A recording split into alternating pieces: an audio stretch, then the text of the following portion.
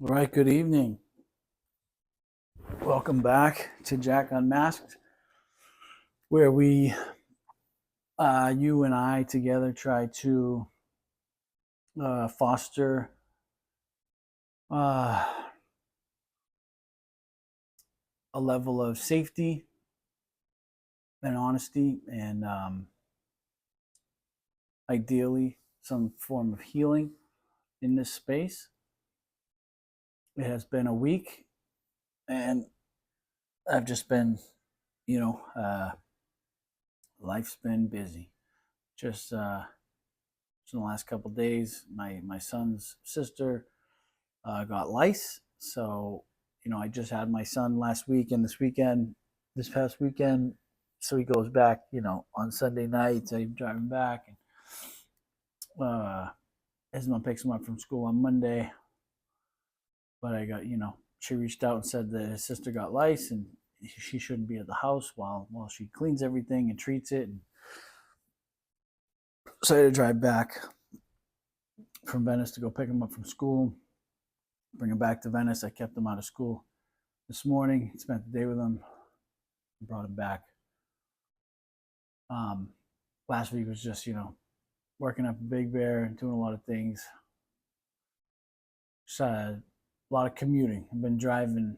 I'm in the car 4 or 5 hours a day at least. So I've just been slacking a little bit on updating you guys and touching base. And I actually, wouldn't you know, for the first time, wrote some things down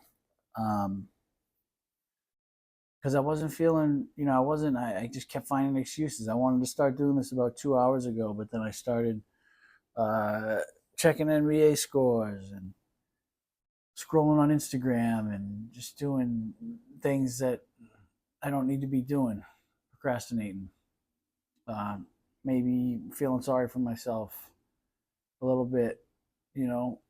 Um, Life shows up, things happen, but we got to keep going. And so some of the things as best I can, I wanted to try and make this episode interactive, and it might work, might not. But although a lot of people do comment, a lot of people comment on the videos. Um, Rarely do I. No, I shouldn't say that. I encourage comments and emails, but in this video specifically, I want it to be a little more interactive, where I'm gonna touch on some things. If I have personal experience with what I touch on, I'll share a little bit, but I'm gonna ask you to participate, and you'll see where I'm going with that. I also wanted to touch on it, like something that's going on, like current events, which isn't something that I typically do. I usually don't talk about anything that's going on in the world. I usually just talk about life experience that I have, and maybe some people will like that I talk about it. Maybe some people won't, but it's interesting to me. So later on, um, at the end of the video, I'm going to touch on a little bit of the P Diddy stuff. Not that I have insider access or that my opinion matters, but there's, I don't know, aspects of it that I find interesting. It's all horrible, but we'll get to that. So, and I've talked, we've touched on so many things already. I've just been doing this for a few months, but already we've touched on a lot of different topics. So some things are, inevitably going to get spoken about more than once. The first thing that I wanted to see if I could get some interaction with you guys on is the power of vulnerability. You guys know that I've spoke about vulnerability. I speak about it all the time. It's very useful in my life. I feel it is paramount for just me as a person. Um, it keeps me in. It just keeps me on a level playing field as far as, me to other human beings. If I'm being vulnerable, I know where my baseline is, and other people, if they pay attention and accept it, they know where my baseline is as well, and it just breeds great things typically. So the power of vulnerability. I wanted to invite you to share personal stories about moments when you chose vulnerability in a relationship, any type of relationship, highlighting the impact on connection and truth. Um, and you could pause this right now and comment if you'd like, and you don't have to participate. You just watch this. It might be a little weird, me saying like you can pause it now, but take it for what it's worth. My own examples to try and maybe spark something in your mind. Again, I invite you to share a personal story about a moment when you chose vulnerability in a relationship, and highlight the impact on connection and trust. Apologize. Um, so my own examples, I just jotted some things down. Getting clean. I got vulnerable and told somebody that I needed help. That all of my best ideas were ending me up homeless, and um, and I didn't know how to do it on my own, and that I needed help. And that was a vulnerable thing that I did, saying that, I don't know how to handle this. I can't stop using, even, I don't get high anymore. I don't want to be doing these drugs, but like I don't know how to stop. I just can't stop. I need help. That's an easy, for me, that's an easy one.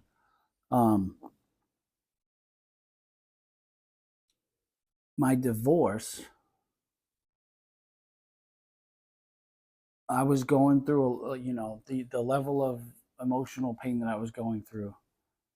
I had to reach out and tell people. I had to get vulnerable and say, "Hey, listen, I don't think I can do this. I don't think I can keep going. What am I? What do I do? I don't. How do people live through things like this? And it sounds dramatic, but that's what I was feeling. I didn't. It wasn't easy to find reasons to keep going at that time. Um, and so I reached out for help, and in doing so, I ended up, like, if you've watched earlier videos, I've mentioned that I got introduced to a Bible study from Daniel. My first interview, Daniel, my best friend. I reached out to him and told him that I needed help, and that, like, meetings weren't enough, and so he suggested the Bible study. And then in the Bible study, I would get vulnerable. I remember telling the guys, "Hey, listen, I don't buy this. Like, I can't comprehend what this book is saying. You know, I've always prayed to this magical God in the sky, and you guys are telling me that, like, Jesus was a man that walked around. Like, I had a hard enough time grasping the God that I can't see, and now I'm being told about this man, and it was a lot, you know. It was just a, it was amazing, in reality. But I just, at the time, it was like it was a lot. But trying to comprehend that used a lot of the space in my head, so I didn't really have the luxury of allowing my mind to wander. So it kept me more focused on me, and seeking God, and trying to do the next right thing. But I only got there because I said that I needed help. I was vulnerable. Um, that deepened me and Daniel and I's relationship, and I created a lot of new relationships in that Bible study. That's what, I asked to highlight the impact on connection and trust. Um, yeah, my connection with Daniel is amazing. Um, We tell each other, or I believe he tells me everything. I tell him everything. I ask him for his opinion all the time. Um, and there's probably a lot of other examples, you know, that I could think of another one. When I when I had been seeing when me and Megan first got together, we had been seeing each other for a few months. I don't know how long, a few months, and I realized that the paperwork that I had for my divorce didn't like I didn't have a I had the filed divorce papers, but I didn't have like a final thing saying that I was divorced. And so I had talked to Daniel and other people in the Bible study about it, and they were like, "Dude, you just gotta tell her, like, tell her that you're unsure about what's going on, but show her the paperwork." And so, um, but when I met Megan, I met her as a divorced man, so it was like it was kind of scary, like what if she thinks I'm a liar? What if she's like, "Dude, I don't want to be I don't want any part of this." So, I I'll never forget it. She came over at the time and told her that I had something that I wanted to talk to her about, and I was that I was scared and that I was nervous to talk to her about it. Um, and her initial response was, "Oh my God, are you gay?" And I was like, "What? Wait, what do you mean?" Uh, that's what she thought, and I was like, "No, no, I'm not gay. I just don't, I don't have the paperwork that says I'm divorced, and I'm kind of unsure of what the situation is." She was like, "Oh man, thank God." And then she was like, I thought maybe, well, maybe because you're doing the Bible study, you were gonna say that you like wanted to be celibate until you got married again or something." And I was like, "No, it's nothing to do with that." But I found it comical, her initial response. Uh, I guess I give off that vibe sometimes. But that's another time where I decided to be vulnerable about how I was feeling, what I was going through, and it deepened our connection for sure. And she knew that she could trust that if there was something that needed to be said, I would say it. Um, but yeah, that just came to my mind. Second thing that I wrote down is healing through honesty, and I wanted to discuss. Ideally, I would like you to discuss with me how being honest about past traumas has facilitated healing. Um, how being honest about past traumas has facilitated healing. Kind of like what me and Lucas touched on a little bit. My own little thing I wrote down opening up about my sexual abuse allowed others to see me, and it also brought empathy, compassion, understanding, and strength. And so, I didn't like early on. I don't mind now, but early on, I didn't like talking about the sexual abuse that I had been through. But I found that I would tell someone, um, and I got all sorts of reactions, um, and they all did something for me. Some people, a lot of the times it was like, "Oh my God, I'm so sorry," and it's like, I appreciate that. You didn't do anything wrong, so you don't have to be sorry, but I appreciate it. Another response was that I've gotten that I remember back then. I've heard things like, "Wow, I can't believe you made it through that. I don't know if I could have survived something like that." And not that it's like a volcano eruption, like you don't know if you're going to survive or not. But hearing that response from, um, I'll give you an example. My buddy Joey, who I was in treatment with, we were roommates, another one of my best friends. He's a war veteran, and he's seen, done, experienced horrible things. And we were having a conversation early on when we met back in 2017, because we talk all the time. We were roommates, and I remember talking to him about war and stuff, and it's just some of the stuff. He was the gunner on a truck when they went over an IED, and his shoulder got ripped out of the socket because he didn't let go of the gun, and then like a lot of that's just a small, minor story that he told me about, but I'm just mentioning, he was in combat, and I remember one time being like, there's no way, I don't believe I could have done all the things that you did. I don't know. I'd either lose my mind or I just wouldn't have made it back. And he was like, bro, what I went through was nothing. What you went through was a lot harder. And whether that's true or not, this is just a real life conversation. I'm not saying that the two are equal. One is worse than the other. I'm just saying, when I heard that,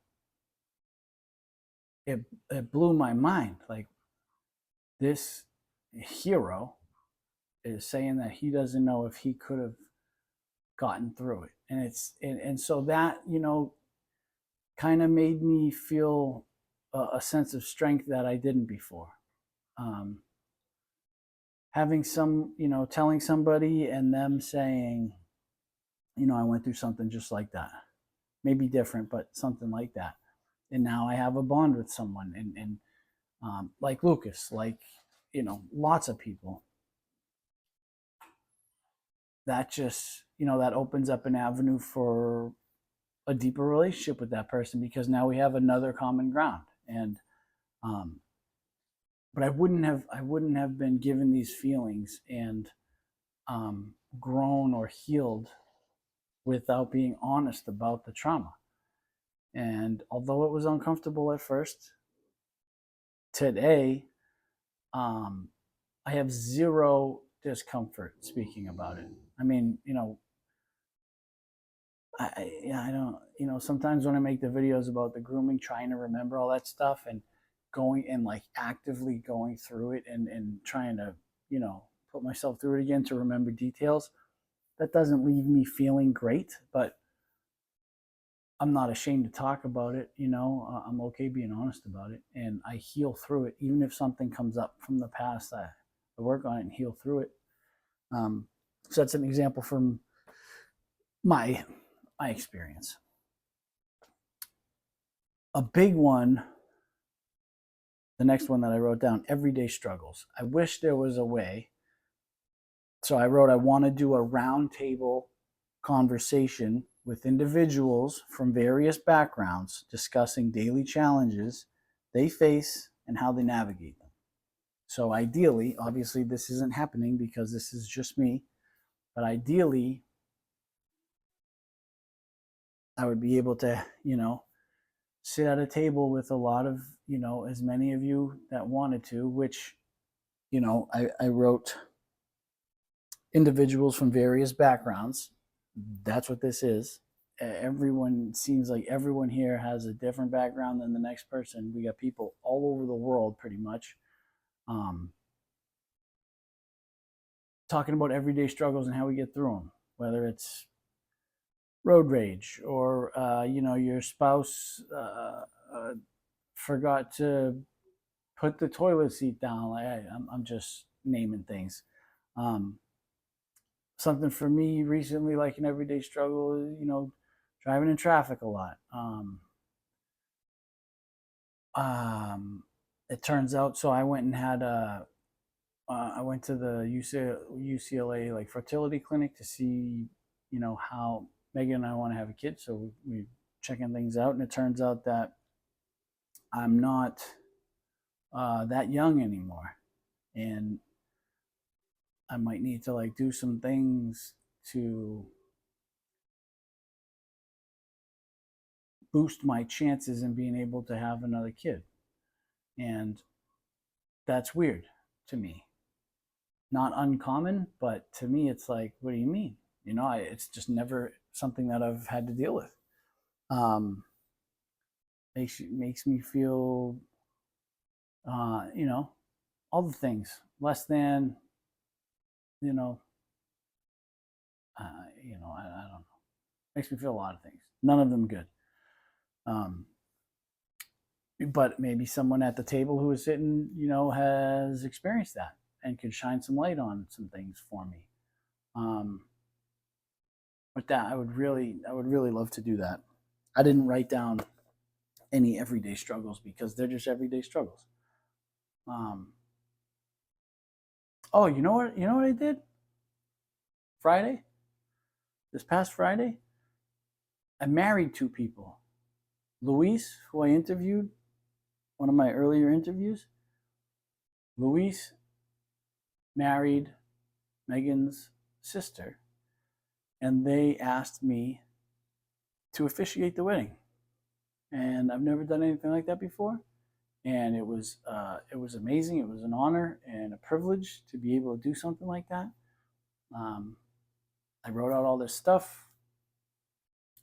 You know, had to go swear an oath at the some federal building in the county that they were getting married in, and got to marry two people. It was amazing. It was really cool, and I'm glad I did it. I'm so blessed that they asked me to do it. Um, but that's cool. I don't know why that just came to my mind, but it's something that I'm proud of. I'm glad that I got to be a part of their experience. It was small. It was at a park, just like immediate family, but it was great. And I thought I was going to screw it up. I had never done anything like that before, but I just wrote some stuff from the heart, and it worked out. But yeah, that was a really cool thing that I got to do. My son was there. It was a good time. We went out and had a good dinner after. I'm sorry, I've been tired a lot. I get tired early in the nighttime because I wake up early in the morning these days. So there's some other ones that I wrote down. Things that I want to touch on: relationships and trauma, unpacking shame. Shame was a big thing for me, because of the abuse. Unpacking shame, focus on the feelings of shame that often accompany trauma. And then I wrote invite guests to share how they've worked through shame and found freedom and honesty. Um,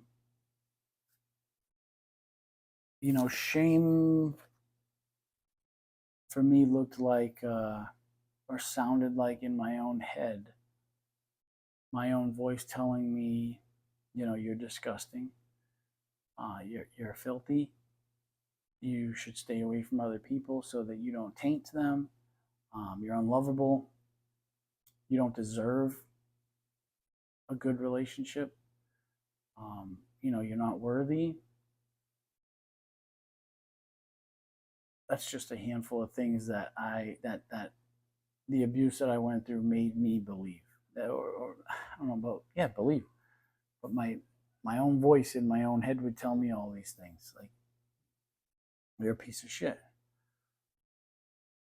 Like, why are you trying? Like, you're gonna fail. You're gonna fail.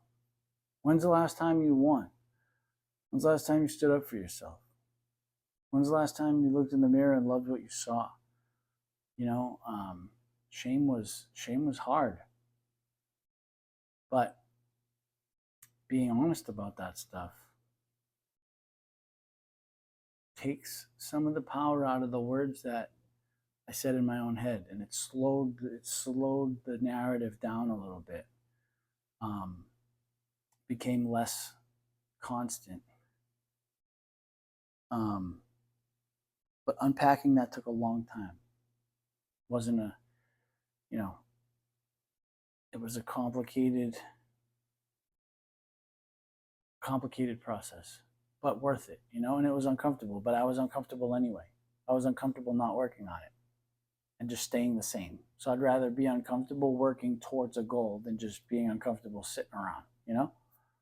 It's just, there's a lot of beauty in healing. And in order to heal, we have to number one, be willing, but we have to get honest and get vulnerable and give ourselves a break. It's just a lot of it's just a lot to unpack. And the shame and all that stuff.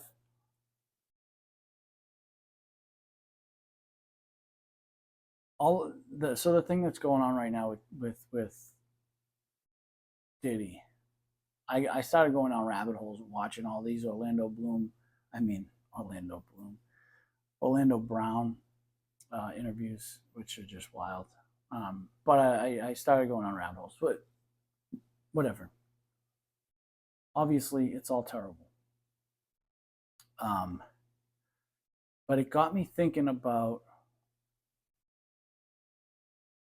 boundaries and progression. Like when I first started taking opiates, it was like a 5 milligram Percocet, and then it was a 10 milligram Percocet, then it was 15s, then it was 30 milligram Percocets, then it was OxyContin because that was stronger, and in my progression, and that's just one small example. I'm not saying they're the same thing.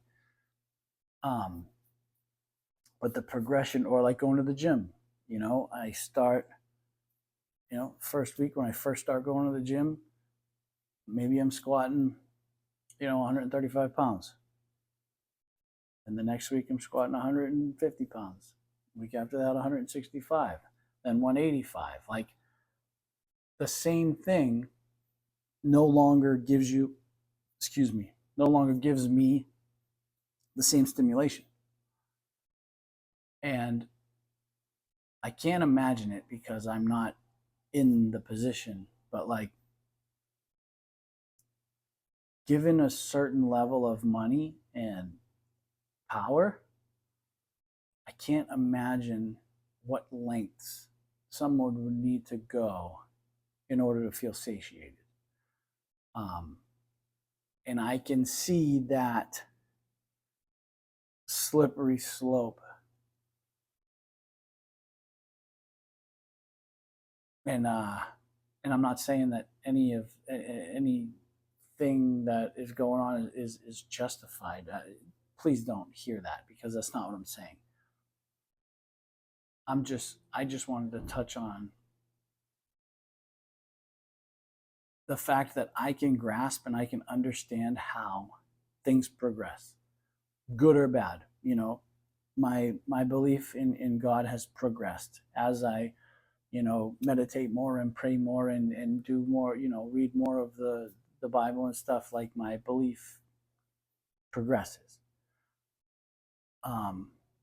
Things just progress. That's just the nature of things. They progress.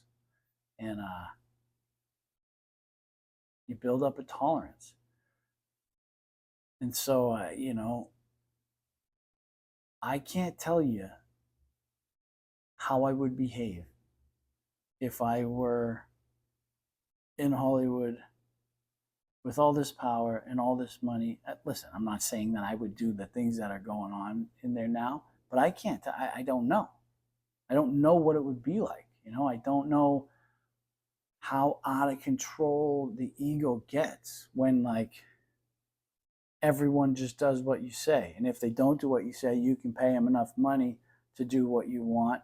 And if the money's not enough, then you just force them.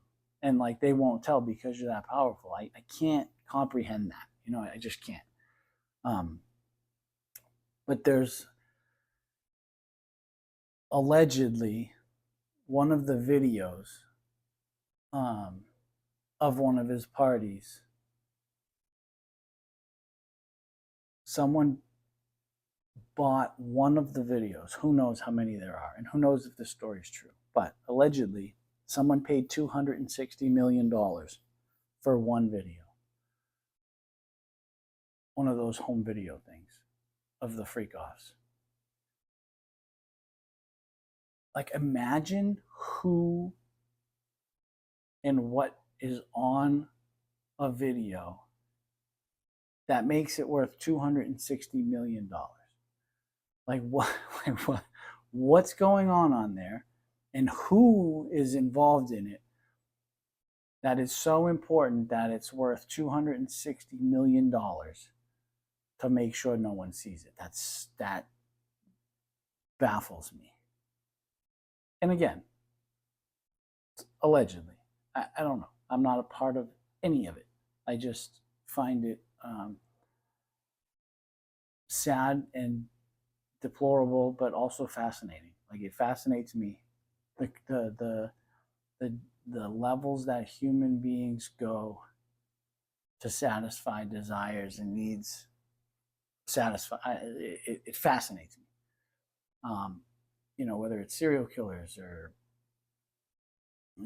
hoarders or just the extremes that humans go to. It's fascinating to me. It's very interesting, and I feel by studying or at least viewing things like that helps me keep things in perspective. And that's all I have to talk. That's all I have to say about that. I just want to touch on the progression of things and how I can't comprehend that stuff, but I can see how things progress. Um, I want to thank Lorna. Thank you so much. I appreciate you. Lorna sent the donation. It meant a lot to me.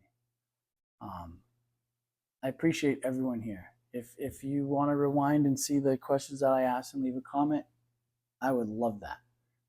I would love for this to be more interactive. If you don't want to and you just wanted to catch the video, I love you anyway. I love you all. I really need to. I gotta lay down. I gotta shower first. I'm beat. I'll have another video up by Friday, and I'll see you guys live Sunday. Not sure what time, but I'll post it. At least one more video this week on Friday, live on Sunday. I appreciate everyone here. Please, if you want to participate, leave a comment on any of the things that I mentioned. Hope you have a wonderful night. See you in a few days.